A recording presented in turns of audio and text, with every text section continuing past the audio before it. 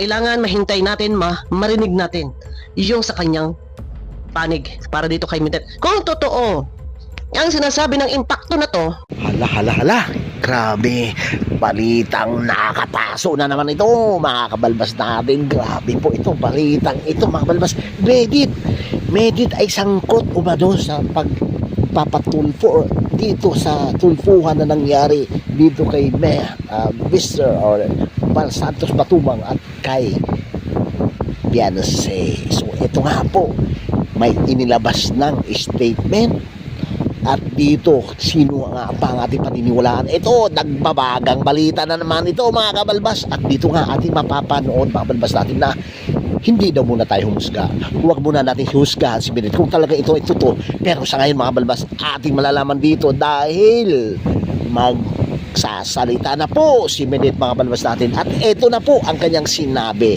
Pero syempre, share, like, at subscribe naman po muna dyan, mga balbas natin. So, eto na nga, mga balbas, no? So, ang sa atin lang dito ay ang katotohanan. Kaya, huwag mo nang mangbash, mga balbas natin, ha? So, eto na nga. At umpisa na natin dito. Syempre, credit na naman ito kay Miss Bopil, mga balbas natin. So, eto nga, kasi may paparinig tayo dito kay Pulang Oo daw ang nagsabi na ito daw si Midet ay sulsul. Gaano nga ba ito katotoo, mga balbas natin? So ito na, pakinggan natin, mga balbas. Nasa Red Zane na isa si Midet na nagsulsol sa pagpapatulpo ni Beyonce. Gaano nga ba katotoo na may kinalaman si Midet? Sana ang video na to at mapanood niya dito kay Pulang Uod ay masagot. Nasa ganon, di ba kamakailan lang kausap ni Kuya Bal? At may nag-chat sa akin, parang kukunin niya bilang ambassadress, Hindi ko sure. Ako akin lang, gaano katotoo? Dahil nga, si Midet nagbigay ng kanyang pahayag patungkol dito kila Kuya Bal, kay Kalinga Prab, no? Na yun nga na, kumbaga,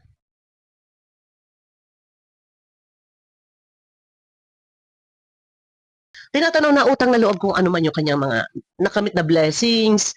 Nagbigay yan ng pahayag before. Hindi ba kaya ang mga ito nandadamay na lamang? Ano sa palagay ninyo? Kapag ang isang tao alam nilang hindi kakampi or hindi pumaparig, hindi umaayon sa kanila, pwede or maaaring mangyari na idamay na, ilaglag na. Di ba, mga balbas? Ano, estratehiya ito, dahil nga alam natin, mga balbas, ngayon, dapat kasi magsalita talaga dito si Medit, mga balbas, dahil nagiging pabor na bilang isang ambassadress, kasi gagawing ambassadress ito si bali papalitan, no? Dito si Beyonce, parang ganun, mga balbas.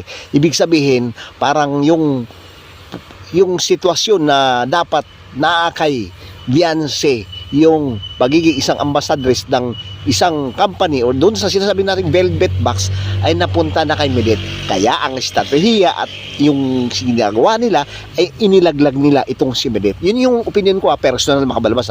Kaya hindi muna tayo humusga talaga dito dahil nga yung iba ay nangunguna, no? Or pinapangunahan nila na medyo hindi pabor kay Midet, mga balbas, no? Doon sa pagsusulsul kumano. Pero dito dapat talaga magsalita dito si Midet, mga balbas, dahil kung ano man ang ginawa nila dito ay syempre damay-damay na at ayaw din naman na siguro na, di ba, kung halimbawa hindi na makuha muli yung sinasabi nating pagiging ambassadress ni Beyonce dito, no, mga dito sa kanyang or dating sinasabihan natin na or dito sa kanyang sinasalihang di ba, alam naman na siya ay isang member, no, at kinuha siya ni Kalinga Prab, pero sa ngayon ay wala na dahil nga doon sa nangyari, doon sa pagpapatulfo niya.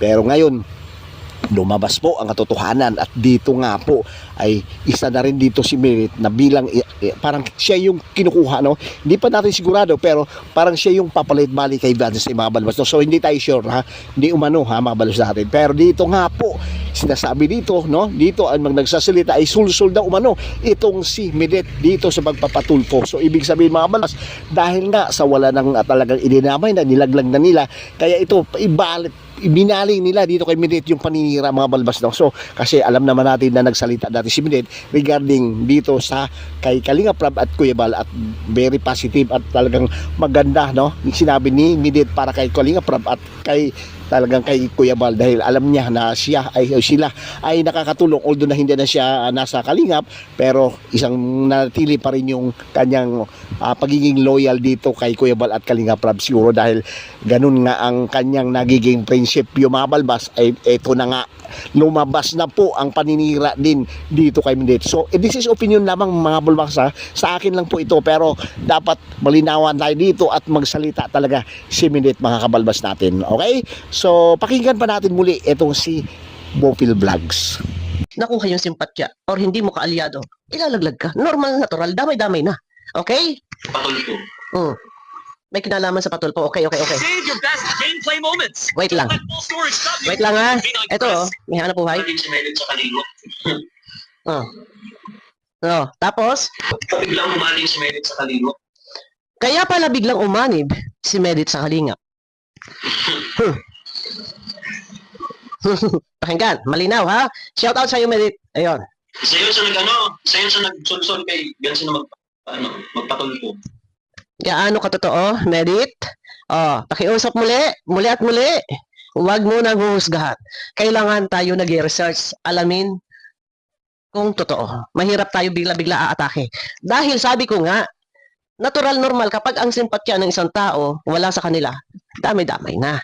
Di ba? Yun ang pinakamasaklap dito. Tapos ano pa? Sige pa. Okay?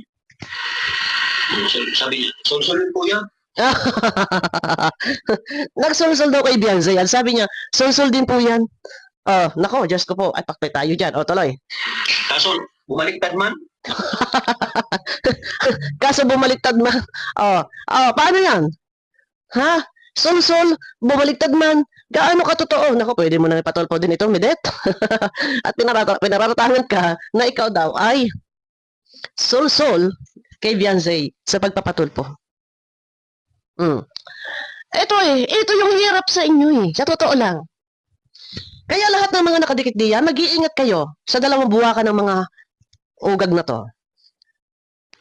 Kapag yung mga yan, ang ugali ng mga to, kapag may nalalaman sa mga kasamahan, ikinakanta na pwede namang, bakit kismoso to Kagaya na lang nun ha, ito ang nagpasabog na di umano, dinala sa pinakaliblib na lugar, si Beyonce.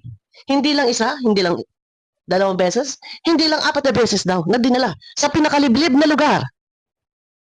Ito yung hirap sa iyo. Nandadami ka, nanlalaglag ka, ha? Yun lang po mga balbas natin, kaya importante talaga na magsalita dito si Mendet mga balbas natin. So ngayon ay sana para matuldukan na yung issue na ito na sinasabi nitong pulang uod na ito mga balbas, itong sinasabi ni Bopil Vlogs na impacto, at dito nga ay dinamay nga dito si Mendet, ay kailangan niyang magsalita sa lalong madaling panahon mga balbas natin. Sino mang manood sa live mamaya kay Mendet ay sabihin nyo na kung ano ang pinagsasabi nitong si Regine na umano siya ay nainamay dito sa pagpapatulfo or dito kay Beyonce doon sa mismong Rapi Tulfo in action mga balbas natin. So ito nga po ba kaya ay totoo or hindi mga balbas natin? So yun po, at po lang bash kay Mendet mga balbas natin ha, dahil ito ay bibigyan natin ng pagkakataon na magsalita at sana magsalita dito si Mendet mga balbas natin. Okay, so yun lang naman po ang ating update sa ngayon dito kay Mendet mga balbas natin. So ngayon ay bibigyan natin ng, o sana may marinig tayo dito sa kampo ni Mendet mga balbas na nagsasaad dito na umano at dito ay ito ba ay parang idinamay nga siya dito dahil nga po maganda kasi ang naibigay ngayon sa ngayon mga balbas, dahil siya ba parang bulubulungan ay siya magiging isang ambassadress dito sa isang velvet box or ito sa mga jewelry accessories mga balbas natin, no? So yun, at magiging magandang blessings ito para kay Mendet mga balbas natin. So yun lang po, at isang mapagpalang araw po mga balbas natin. Thank you, God bless, at mabuhay po tayong lahat.